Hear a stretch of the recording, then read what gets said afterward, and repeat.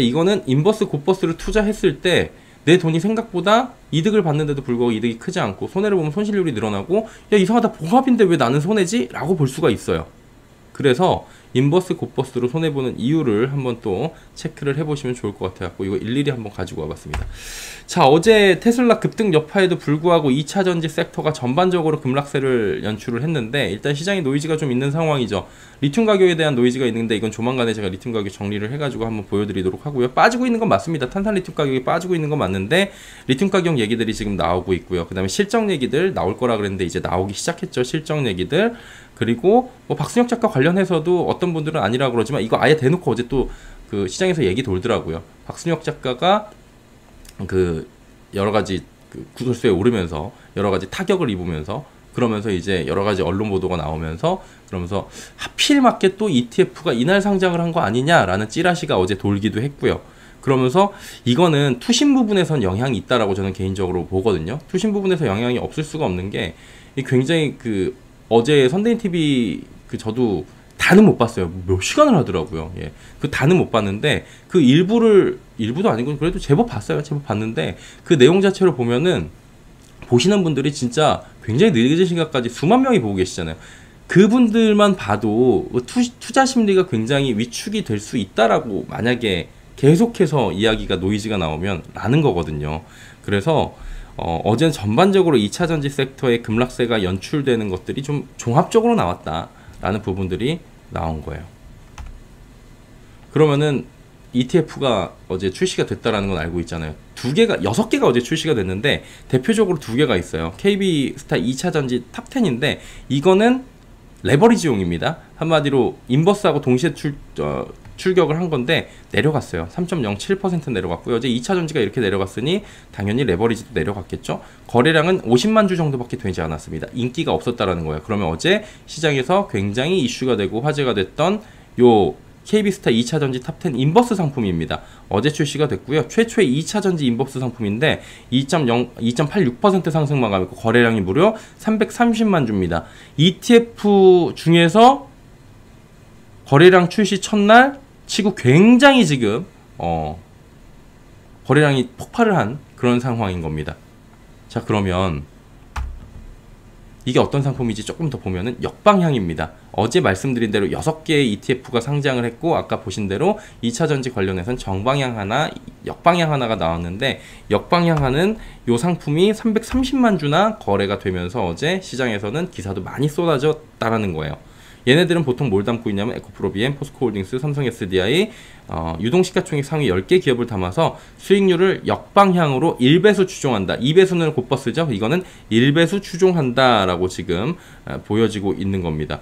다양한 2차전지 ETF가 출시가 됐는데 인버스는 이번이 처음이다. 그리고 특정 업종에 대한 인버스 ETF가 상장되는 것도 이번이 첫 사례다라고 이야기가 나타나고 있는 건데 이거에 대해서도 이야기가 많았죠. 그동안에 그러면 삼전이 9만원 갔을 때 왜 ETF를 못 만들었어요? 라고 누군가는 얘기를 할 수 있는 거고요.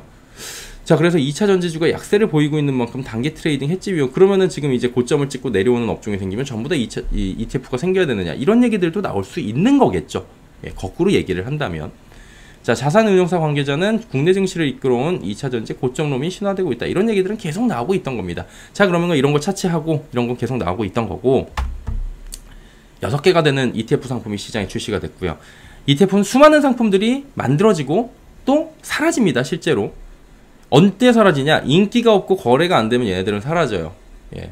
그래서 한마디로 수익이 잘 안 나거나 거래가 활발하지 않으면 사라지고요. 수익이 잘 나거나 거래가 활발해야 인기가 있고 운용이 된다는 겁니다. ETF는 그렇고요. 그래서 오늘은 레버리지 인버스 투자가 어려운 근본적 이유를 짚어볼 텐데 자, 그러려면 인버스 ETF 상품이 어려운 이유를 알아봐야 돼요. 인버스 알아보기 전에 레버리지 ETF부터 짚고 갈게요. 레버리지는 특정 지수를 추종하는 파생 상품입니다. 그냥 말 그대로 올라가면 같이 올라가요. 예. 코스피에 추종하는 거면 코스피가 3% 올라가면 코스피 레버리지 ETF는 3% 올라가고요. 이거 이제 곧버스면 6% 올라가겠죠. 2배니까 곱하기 2니까. 인버스는 말 그대로 거꾸로 역수라는 의미입니다. 레버리지의 반대입니다. 그래서 인버스 ETF는 해당 지수가 하락해야 내가 돈을 버는 겁니다. 코스피가 3% 하락하면 인버스는 3% 상승하고 그러면은 곧버스라고 하죠. 예, 곧버스는 뭐예요? 3% 하락했을 때 6% 하락하고 쉽게 말해서 인버스 투자는 해당 지수 하락이 배팅하는 숏 상품과 같은 거예요. 아까 말씀드렸다시피 곧버스는 이렇게 인버스가 2배라는 거. 그런데 이 상품은 제가 오늘 왜 말씀드린지 이거 보시면 알 거예요. 정확하게 인지하고 접근해야 되고요. 장기적으로는 절대로 하면 안 됩니다. 제 입에서 절대 혹은 비추천 이런 얘기 잘 안 나오는 거 아시죠? 이유는 간단합니다. 수익에 대한 가능성이 굉장히 낮아요. 레버리지, 인버스, 곧버스 이런 것들이 지수를 추종하거나 업종을 추종하는 건데 이게 하루 단위로 이루어져요. 단위가 하루 단위예요. 하루의 상승폭 혹은 하락폭에 비례해서 적용된다는 건데 이렇게 들으면 뭔 소리야 그러잖아요. 예, 그러면은 이렇게 한번 보시면 이해가 쉽습니다. 자, 왼쪽은 1,000원을 투자했는데 이 1,000원을 투자한 상품이 10% 상승 뒤 10% 하락을 동일하게 됐어요. 그러면 상승과 하락이 동일하네? 라고 하는 거고요. 얘는 하락 뒤에 상승을 하는 모습이 나타나요. 동일하게 얘는 상승과 하락을 반복했는데 레버리지와 인버스는 모두 다 수익률이 마이너스라는 거죠. 마이너스 손실을 기록하고 있어요. 곧버스는 마이너스 4%까지 가요. 이런 이유는 상황이 지속이 되면 이 마이너스가 커져요. 한마디로 얘가 단일 인버스 곧버스 지수를 추종하는 게 하루 단위가 하루하루로 이루어지기 때문에 첫날에 10% 오르고 둘째 날에 10%가 빠지면 손실은 10원이 손실이라고요. 그럼 1%가 빠지는 거라고요. 내가 생각할 땐 10% 오르고 10% 마이너스인데 이거 왜 이래? 라고 생각할 수가 있다라는 거죠. 이게 추종하는 게 하루 단위로 이루어지기 때문이고 곧버스는 더 그렇고 그러면은 이게 보합이잖아요. 이게 보합세잖아요. 이게 보합권이잖아요. 보합권이 유지가 되고 이게 어느 정도 박스권 작세에 갇혀버리게 된다면 박스권에서 움직이게 된다면 이 종목들이 그러면 손실은 오히려 지수를 추종하거나 이 업황을 추종한 것보다 더 커질 수가 있게 움직이게 된다는 거예요. 왜? 하루 단위로 이루어진다는 거죠. 어느 쪽으로 가든 상승이 먼저 일어나든 하락이 먼저 일어나든 하락이 먼저 일어나든 상승이 먼저 일어나든 10% 이 레버리지 콤보스 어차피 다 하락이었다라는 거예요. 보합권으로 오면. 한마디로 지수가 장기 보합권에서 움직이는 상황에 하루 단위로 지수 추종이 이루어지기 때문에 지수는 큰 움직임이 없더라도 손실이 날이 갈수록 커질 수 있다는 거예요. 하루하루 야금야금 쌓인다는 거예요. 반대 방향으로 추종할 경우에는 어떻게 돼요? 손실이 눈덩이처럼 불어날 가능성이 커진다는 겁니다. 자, 이 왼쪽은 지수가 비슷하게 5% 오르고 5% 마이너스 5% 오르고 5% 마이너스가 쭉 지속이 돼갖고 10거래일 동안에 계속 됐다고 지금 횡보장이 이어졌다라고 지금 가정을 하는 거예요. 그러면 어떻게 돼요? 손실은 조금씩 쌓여요. 조금씩 쌓여가지고 어떻게 됐냐면 1.2%가 지금 마이너스가 난 거예요. 횡보장에서 열흘 동안에 1.2%의 마이너스가 났고요. 곧버스일 경우에는 마이너스 9%. 횡보만 했는데 왜 이러지? 횡보만 하는데도 불구하고 손실이 커지고요. 이렇게 되면 결국에는 이런 식으로 조금씩 이런 식으로 내려가게 된다고요. 예, 아시겠어요? 그래프를 보시니까. 그래서 이 상품이 단기성 상품이고 장기적으로 투자하면은 손해보는 구조인 상품인 거예요. 그럼 이 오른쪽으로 가게 되면은 이건 상승 쪽의 추세가 실리네죠. 5% 상승하고 1% 하락하고 5% 상승하고 사실 지수가 이럴 리는 없겠지만 그냥 사용상의 편의를 위해서 51 이러면서 상승과 하락을 반복했다고 쳐봐요.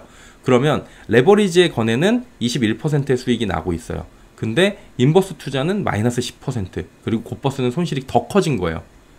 상방으로 지수가 조금의 조정을 거치고 상승하면 손실은 굉장히 커진다는 겁니다. 예. 왜냐하면 하루하루 정리가 되니까. 한마디로 레버리지, 인버스 등은 방향성이 확실할 때 투자를 해야 되는 상품이에요. 장기 투자를 하고 지수가 원상복구 됐는데 내 계좌는 원상복구가 안 돼요. 한마디로 내가 이거 그냥 물려가지고 가지고 있었는데 진짜 실제로 제 지인 중에 이런 사람이 있다니까요. 코스피 상승기에 밑으로 걸었다가 지금 곧버스 걸었다가 다시 이제 제자리 찾아왔다고 비슷하게 왔는데 내 거는 왜 이 모양 이 꼴이냐 그러는 사람이 있어요. 그건 미리 뺐어야 된다고 얘기를 합니다. 어느 정도 이제 시세가 올라오면. 내 계좌는 원상복구가 안 되는 이유를 방금 전에 보신 거예요. 장기 투자적 관점에서 이거는 접근을 할 수가 없는 상품이고요. 방향성을 보는 건데 이건 홀짝 게임이에요. 홀짝 게임이 확실할 경우에 하시는 게 좋을 것 같고요. 위험을 해지한다는 측면에서도 장기적인 측면에서 해지하는 걸로는 이거는 권유하기가 어려운 구조예요. 방금 전에 보셨다시피 위험 해지라고 지금 이야기가 나오고 있고 그 다음에 뭐 고점론에 따라서 단기적으로 그러니까 물론 이제 단기적으로 얘기한다 그러면은 뭐 거기에는 내가 할 말이 없겠지만 단기 투자 이외에는 권유하기가 실제로는 굉장히 어려운 구조로 지금 나타나고 있기 때문에 인버스 특히나 이런 주중에 갖고 나오는 ETF 쪽은 투자하는데 각별한 주의가 필요하다. 이렇게 말씀을 좀 드리도록 하겠습니다.